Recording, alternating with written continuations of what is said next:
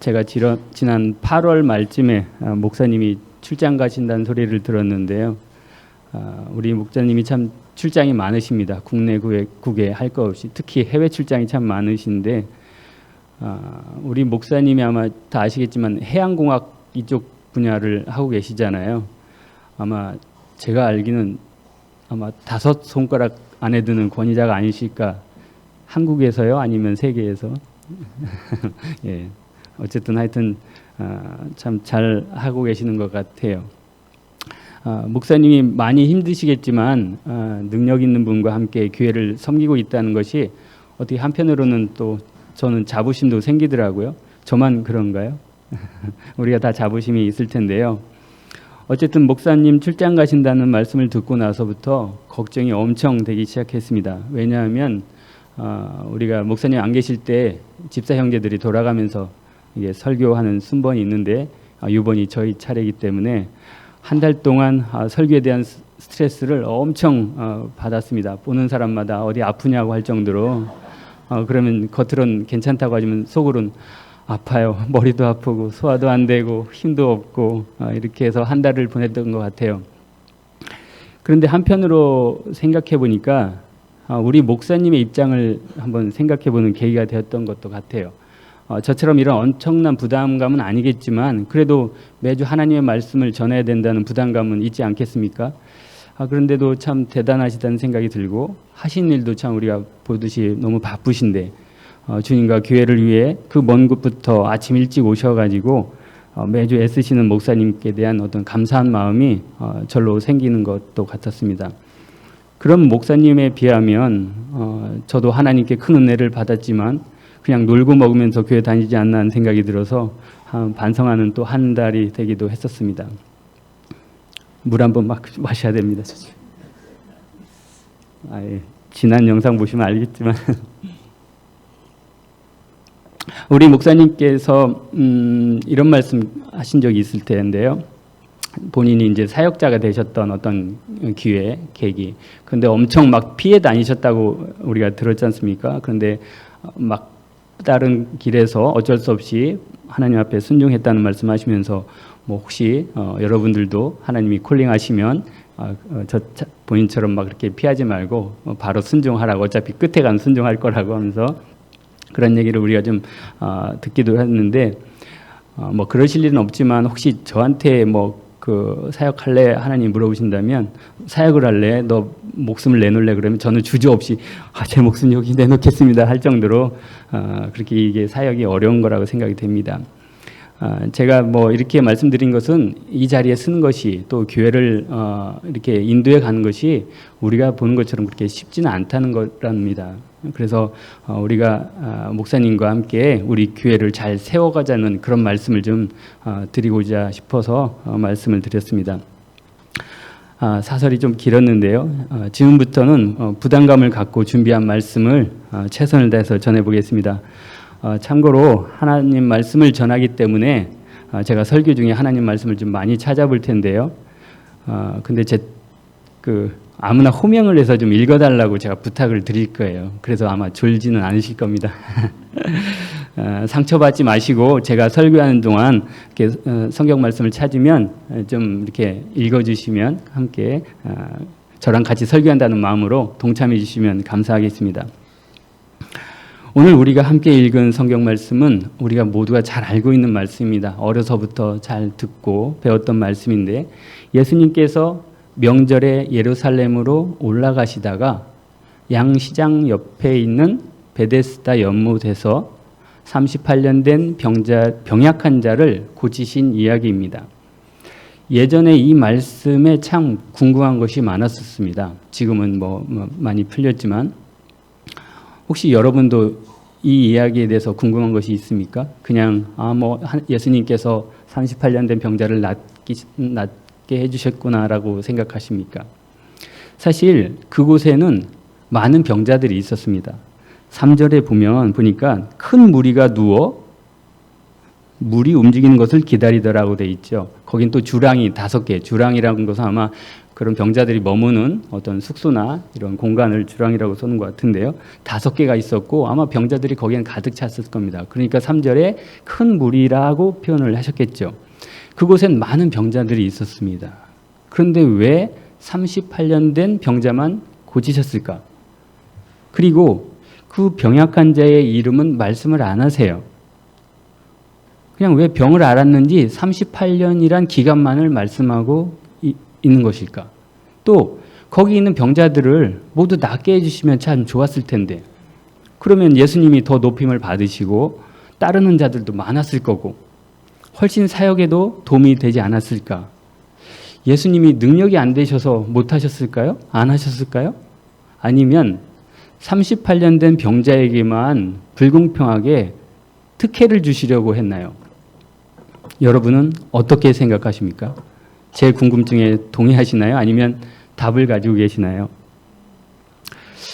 우리가 성경을 읽을 때 단어나 문장 그리고 앞뒤 문맥을 새기면서 그 속에 있는 하나님의 말씀을 알아가는 것, 또는 궁금증을 가지면서 읽으면 나중에 그 궁금증이 해결되거나 깨달아졌을 때 엄청난 기쁨과 감격이 있습니다. 39절에 한번 볼까요? 39절에 뭐라고 써 있는지 보겠습니다. 오늘 읽진 않았지만 요한복음 5장 39절입니다. 거기에 뭐라고 기록되어 있냐면 성경 기록을 어떻게 하라고요? 탐구하라. 우리 독립침례교회에 추구하는 교육 가치, 이게 성경을 탐구하라 아닙니까? 우리가 잘 아는 디모데 후서 2장 15절에도 진리의 말씀을 어떻게 나누라고 되어 있나요? 바르게 나누라고 되어 있습니다. 또 사도행전 17장 11절에는 베레아 사람들은 준비된 마음으로 받아들이고, 뭘 받아들이냐면 사도 바울이 전해준 하나님의 말씀을 받아들인 겁니다. 그것이 그러한가 하여 날마다 성경 기록을 거기도 탐구했다라고 이렇게 나옵니다. 우리는 성경을 탐구하여 그 안에 감추어진 예수 그리스도와 창세전부터 계획하신 하나님의 계획을 알아가야 하는 것입니다. 아무튼 제 궁금증과는 상관없이 예수님께서는 이 기적을 통해서 알려주시려는 어떤 진리의 메시지가 있지 않을까 하는 생각을 해봤습니다. 오늘 기적을 행하신 지역이 어디입니까? 베데스다인데 사실은 이제 예루살렘으로 올라가시다가 베데스다 연못이죠. 그런데 예루살렘이라고 그러면 우리가 그냥 이스라엘이라고도 봐도 됩니다. 그죠? 우리가 이스라엘을 제대로 이해하려면 율법을 알아야 합니다. 여기서 쉬어가는 시간 퀴즈 하나 내겠습니다. 예수님께서 사역하실 때는 구약시대인가요? 신약시대입니까? 우리가 알듯이 구약시대입니다. 예수님께서 부활승천하신 후에 진리의 영께서 오신 후부터 신약시대고, 그때부터 교회시대입니다. 이사야 대언자를 통해 말씀하신 은혜의 해가 되는 것입니다. 일반 교회에서는 아직도 이 사복음서가 신약시대인 줄 알고 있는데 사실은 그렇지가 않습니다. 그걸 우리가 정확하게 구분해야 되는 거고요. 자, 그럼 이스라엘이 모세를 통해서 무슨 산에서 율법을 받았죠?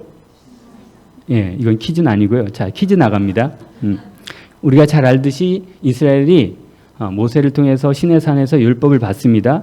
그리고 시간이 쭉 흘러요. 그래서 침례 요한 때까지, 즉 예수님 때까지 대략 몇 년의 세월이 흘렀을까요? 어디 답이 나온 것 같은데? 맞습니다.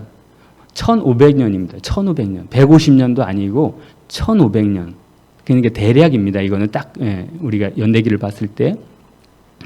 무려 1500년 동안 광야에서부터 율법을 지키고 가르치고 배우면서 살아왔습니다. 1500년 동안 이스라엘은 하나님의 택한 백성으로 율법을 목숨처럼 지키고 살았습니다. 이스라엘 하면 율법이고 율법하면 이스라엘이다라고 할 정도입니다. 그런데 하나님께서 이스라엘에게 왜 율법을 주셨을까요? 그 이유를 우리는 알아야 합니다. 로마서 3장 찾아보겠습니다. 로마서 3장, 요한복음 사도행전 로마서니까요. 조금만 뒤로 넘기시면 로마서 3장 19절부터 22절입니다.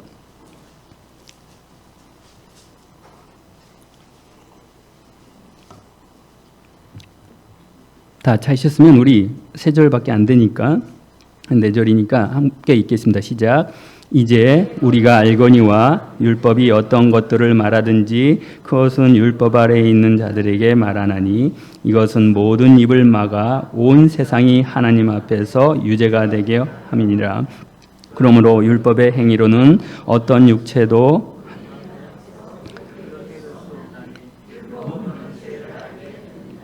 그러나 이제는 율법 밖에 있는 하나님의 의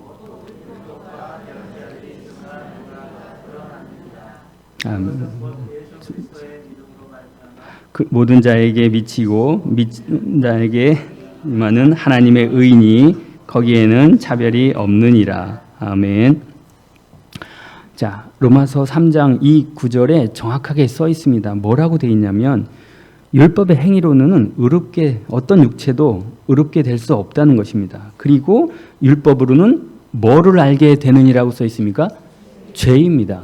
율법으로는 죄를 알아야 되는 것입니다. 그리고 다음 절, 이제는 율법 밖에 있는 하나님의 뭐가 나타났어요? 의, 곧 율법과 대언자들이 증언한 의가 나타났습니다. 하나님께서는 율법을 통해 죄인임을 알게 하시고 그 율법 속에서 대언자들이 증언한 하나님의 의, 즉 예수 그리스도 메시아를 찾길 원하셨던 것입니다. 그런데 이스라엘은 그 율법을 지켜서 스스로 의롭게 될 수 있다고 생각했습니다. 유대인들, 특히 서기관, 율법학자, 바리새인들, 대제사장들 얼마나 율법에 목을 메고 있었는지 모릅니다. 그러나 예수님은 말씀을 통해 계속해서 그들을 책망하고 계십니다. 우리가 요한복음 9장 찾아보겠습니다. 요한복음 9장에 보면 예수님께서 계속 이스라엘을 책망하고 계시는 이야기가 나옵니다. 요한복음 9장 39절에서 41절인데요. 함께 읽겠습니다. 예수님께서 이르시되 내가 심판하려고 이 세상에 왔으니 이것은 보지 못하는 자들을 보게 하고 보는 자들은 눈멀게 하려 함이라 하시매 그분과 함께 있던 바리새인들 중에 어떤 자들이 이 말씀들을 듣고 그분께 이르되 우리도 눈멀었느냐 하시니 예수님께서 그들에게 이르시되 너희가 눈멀었다면 너희에게 죄가 없으려니와 지금 너희가 우리가 본다 하고 말함으로 너희 죄가 남아 있느니라. 예. 이스라엘 백성들한테 너희가 눈이 멀었다. 즉 소경이라고 말씀하신 겁니다. 그런데 이스라엘 백성들은 무슨 소리냐? 우리는 눈 뜨고 잘 보고 있다고 지금 항변하고 있는 것입니다. 이것이 이스라엘의 현재 상태입니다. 예수님께서는 바리새인들에게 너희가 눈 멀었다. 즉 소경이라고 하면서 소경이라면 죄가 없으려니와 너희가 지금 본다고 말하므로 너희 죄가 남아있느니라고 말씀하십니다. 이스라엘 백성뿐만 아니라 모든 사람들이 눈을 뜨고 있습니다. 그러나 구원자 예수님을 볼 수 없습니다. 모든 사람이 듣는 귀가 있지만 정작 예수님의 말씀을 들을 수 있는 사람이 없습니다. 예수님께서는 이스라엘 백성이 눈먼 자이고 귀머거리고 허약한 자, 병든 자라고 말씀하고 계십니다. 다시 말하면 이스라엘 백성이 율법을 통하여 죄인이란 것을 알기를 원하셨던 것입니다. 성경에는 메시아를 전심으로 기다리다 만난 사람들이 아주 많이 나옵니다. 그 중에 한 사람을 알아보겠습니다. 마가복음 10장인데요. 마가복음 10장 46절입니다. 46절에서 52절인데요. 마가복음 10장 46절에서 52절인데 이건 우리 임동수 형제님께서 한번 읽어주시겠습니까? 마가복음 10장 46절에서 52절입니다. 그런데 여리고에 이르니라 그분께서 자기 제자들과 많은 수의 사람들과 함께 여리고에서 나가실 때에 디메오의 아들인 눈먼 사람 바디메오가 흰길가에 앉아 구걸하다가 그분이 나사렛 예수님이시란 말을 듣고 소리를 지르기 시작하여 이르되 다윗의 자손 예수님이여 내게 공교를 베푸소서 하거늘 많은 사람들이 그에게 명하여 그가 잠잠하게 하였으나 그가 더욱 크게 소리를 지르며 다윗의 자손이여 내게 공유를 베푸소서 하더라. 예수님께서 멈춰서서 그를 부르라고 명령하시니 그들이 그 눈먼 자를 부르며 그에게 이르되 안심하고 일어나라. 그분께서 너를 부르신다 하매 그가 자기 옷을 내버리고 일어나 예수님께 나아오거늘 예수님께서 그에게 응답하여 이르시되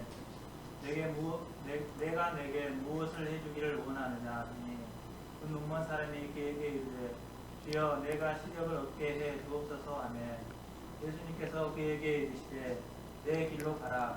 내 믿음이 너를 온전하게 하였느니라 하시니 그가 즉시 시력을 받고 길에서 예수님을 따르니라.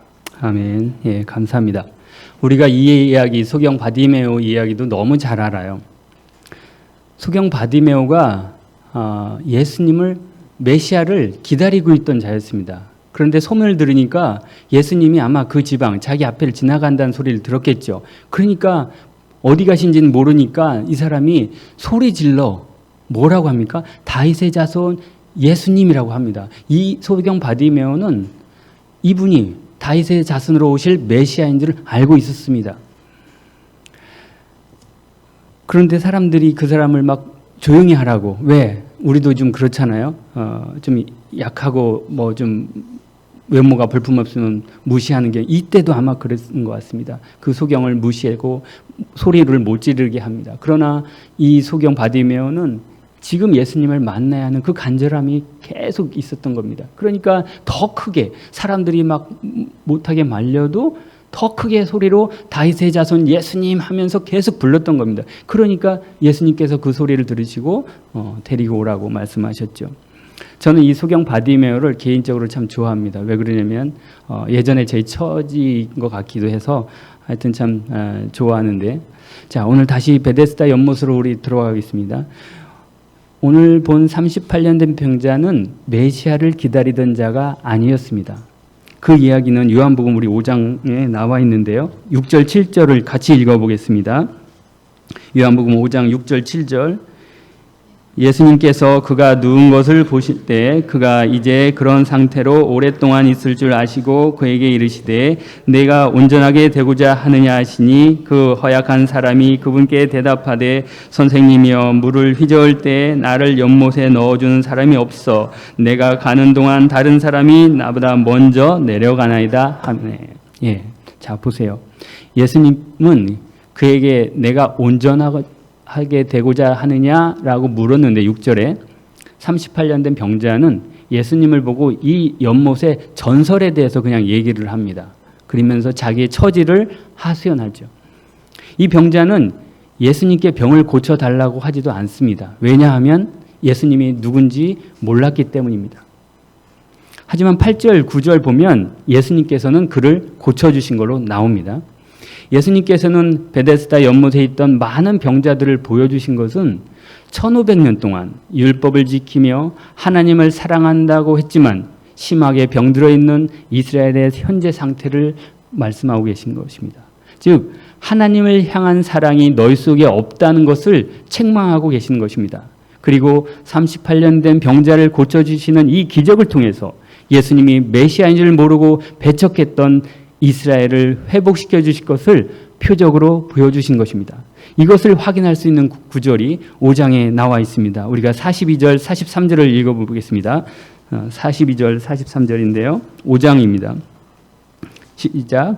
다만 내가 너희를 알거니와 너희에게는 하나님을 향한 사랑이 너희 속에 없느니라. 내가 내 아버지의 이름으로 왔는데 너희가 나를 받아들이지 아니하나 만일 다른 자가 자기 이름으로 오면 너희가 그를 받아들이리라. 아멘. 이 모습은 마지막 7년 환란을 말씀하신 것입니다. 예수님은 이스라엘의 잃어버린 양을 위해 오셨고 하나님의 왕국을 선포하셨지만 율법 안에 갇혀있던 이스라엘은 소경이 되어서 예수님을 보지 못했습니다. 그러나 이스라엘은 7년 환란 때 좀 전에 읽은 말씀처럼 만일 다른 자가 자기 이름으로 오면 적그리스도를 메시아인 줄 알고 받아들이게 됩니다. 그런데 우리가 성경을 통해 잘 알고 있듯이 한때, 두때, 반때, 즉 3년 반이 지나면 적그리스도는 본색을 드러내고 거룩한 곳에 앉아 자기가 하나님이라고 하며 이스라엘을 핍박할 것입니다. 성경에는 이스라엘의 불순종과 회복이 여러 곳에 나와 있습니다. 우리가 좀 어렵지만 한번 더 찾아보겠습니다. 이사야 말씀인데요. 이사야 29장입니다. 이사야 29장 9절부터인데요.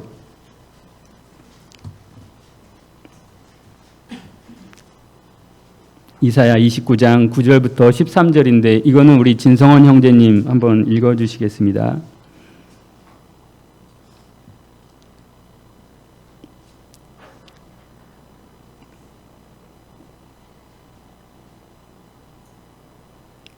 너희는 스스로 멈추며 놀랄지어다. 너희는 부르짖고 부르짖을지어다. 그들이 취하되 포도주는 취하지 아니었으며 비틀거리되 독주를 인해 비틀거리지 아니하였느니 주께서 깊이 잠들게 하는 영을 너희에게 부어주사 너희 눈을 닫으셨으며 그분께서 대여자들과 너희의 친자들과 선견자들을 덮으셨느니라. 모든 자들의 환상계시가 너희에게는 공인된 책의 말씀들 같이 되었나니 사람들이 학식 있는 자에게는 그것을 건네주고 이르기를 원하건대 이것을 읽으라 하면 그가 이르기를 그것이 공인되었으므로 내가 읽을 수 없느라 할 것이요 또 그 책을 학식 없는 자가 건네주며 이르기를 원하건대 이것을 읽으라 하면 그가 이르기를 나는 학식이 없다 하리로다. 그러므로 주께서 이르시되 이 백성이 자기 입으로는 나를 가까이하며 자기 입술로는 나를 공경하나 그들의 말씀은 내게서 멀리 떠났고 그들이 사람들의 훈계로 가르침을 받아 나를 두려워하는도다. 아멘. 예, 감사합니다. 자, 우리가 지금 9절부터 쭉 13절까지 봤는데요. 9절에 보면은 취한 상태가 나오는데 이 지금 취한 게 포도주나 독주를 먹어서 취한 게 아니라고 말씀하시죠. 왜 그런 비틀거리냐면 10절에 나와 있습니다. 깊이 주께서 깊이 잠들게 하는 영을 너희에게 부어주사 너희 눈을 닫으셨습니다. 이스라엘 눈을 닫으셨기 때문에 이스라엘은 비틀거리고 있는 겁니다. 그리고 11절, 12절에는 뭐라고 되어 있냐면 이 봉인된 책을 학식 있는 자나 또는 학식 없는 자한테 주는데 이 사람들이 이걸 읽지 못하는 겁니다. 학식 있는 자는 모른다 그러고 학식이 없는 자는 자기가 학식이 없어서 모른다 그러고 이스라엘은 불순종으로 눈이 멀게 되었습니다. 1500년 동안 아니 지금 이 시대에도 눈이 닫혀 있는 것입니다. 그래서 이스라엘에겐 오늘 베데스다 연못의 기적뿐만 아니라 구약이나 신약에 계시된 말씀이 이들에게 봉인된 책인 것입니다. 그럼 언제 이들의 눈이 열릴까요? 14절, 18절 요한복음 14절, 18절 아닙니다. 이사야서 14절하고 18절을 우리 두 절인데 그 18절, 14절 두 절 함께 읽겠습니다. 그런즉 보라 내가 이 백성 가운데 놀라운 일 행하기를 시작하리니 곧 놀라운 일과 이적이니라. 그들의 지혜로운 자들의 지혜가 없어지고 그들은 분별 있는 자들의 지각이 숨겨지리라 하셨느니라. 18절 그날에 귀먹은 자들이 그들의 말씀을 듣고 눈먼 자들의 눈이 어둡고 캄캄한 데서 보며 하나님의 회복의 말씀입니다. 그날에 즉 7년 환란 날에 귀먹은 자들이 듣고 눈먼 자들이 어둡고 캄캄한데도 본다는 것입니다. 이렇듯 하나님께서는 이스라엘을 친히 회복하실 것을 말씀하고 계십니다. 이사야 대언자를 통해 말씀하신 신원의 날 7년 환란 끝에 나팔소리와 함께 재림하시는 예수님을 볼 때 회복될 것입니다. 베데스다 연못에는 많은 병든 자가 나오는데요. 이거는 마태복음 9장에서 연결시키면 우리가 더 잘 알 수 있습니다. 마지막으로 마태복음 9장을 한번 찾아보겠습니다. 마태복음 9장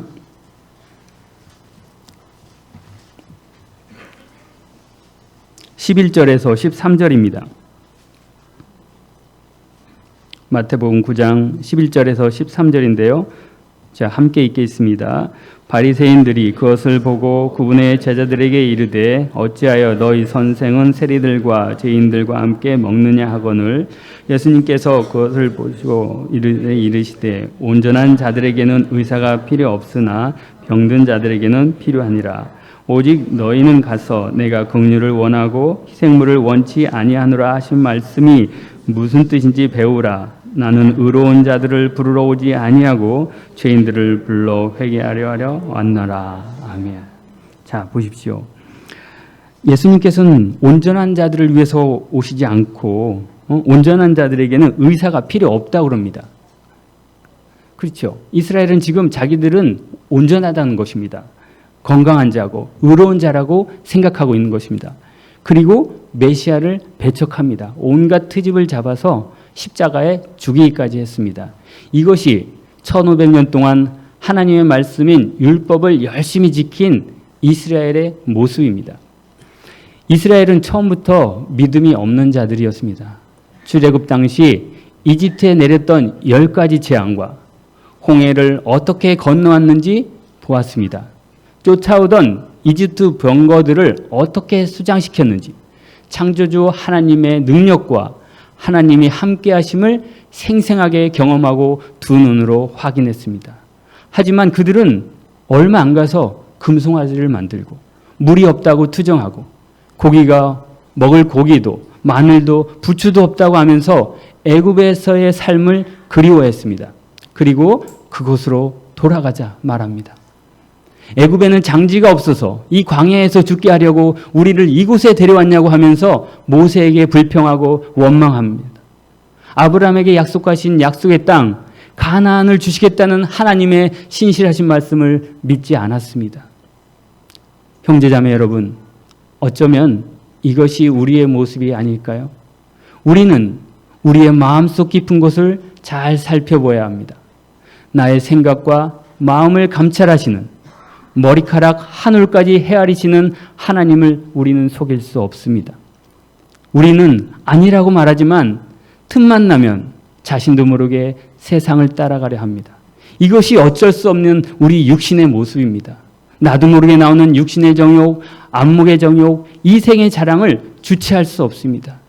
내 생각이 육신의 생각인지 영의 생각인지조차 모르고 행동할 때가 너무 많습니다. 조금 알고 있는 성경 지식과 이스라엘과 같은 불안정한 믿음으로 사랑하는 가족과 주변 사람에게 상처 들고 힘들게 하진 않습니까? 예수님께서 나를 위해 죽으셨지만 정작 나는 사랑하는 그들을 위해서 죽기를 싫어합니다. 내 속엔 자존심과 교만함이 있습니다. 이것이 저와 우리입니다. 부인할 수 없는 우리 죄인의 모습인 것입니다. 이스라엘이 1500년 동안 하나님을 섬겼지만 그 속에 하나님을 향한 사랑이 없어서 멸망당했습니다. 하나님께서는 죄인인 나를 구원하시려고 하나님 본체이신 예수 그리스도를 죽이심으로 우리에 대한 사랑을 확증하셨는데도 우리는 주님을 섬기고 주님께 드리는 것을 인색합니다. 형제와 이웃을 사랑하는 데 인색했으며 자신만을 생각하는 이기적인 삶을 살고 있지 않은지 우리는 살펴봐야 합니다. 예수님 안에서 한 지체된 여러분 안에 그리스도 예수님의 흔적이 있습니까? 살아계신 하나님의 말씀과 성령으로 거듭나셨습니까? 그렇다면 우리는 우리를 구원하신 예수님과 그 십자가 앞에 겸손히 무릎 꿇어야 합니다. 아니, 납작 엎드려 그분의 십자가와 함께 죽어야 합니다. 그럴 때 사도 바울의 고백처럼 내가 그리스도와 함께 십자가에 못 박혀 있으나 그럼에도 불구하고 사노라. 그러나 내가 아니요 그리스도께서 내 안에 사시느니라. 나는 죽고 그리스도께서 사시는 삶. 이 사도 바울의 고백이 우리의 삶에서 끊임없이 나오도록 쉬지 말고 주님께 기도해야 할 것입니다. 그런 우리 모두가 되기를 간절히 소망합니다. 다 함께 기도하시겠습니다.